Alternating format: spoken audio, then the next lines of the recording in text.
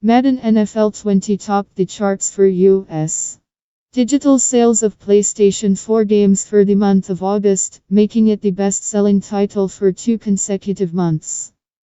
Madden NFL 20 carries over July's success to August. Madden NFL's yearly success comes down to a stroke of perfect timing, nudged between the highs of E and the flurry of fall releases, a voracious American market, and no competing football sim to knock it off the top spot.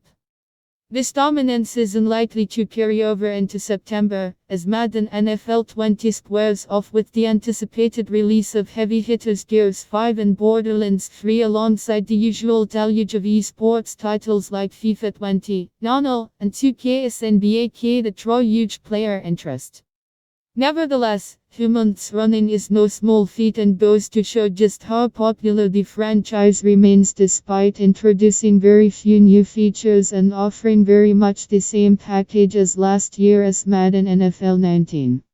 Source: Madden NFL 20/esports. Minecraft and Grand Theft Auto V remain top sellers according. You can read full post on Cryptofans News, link available in text below.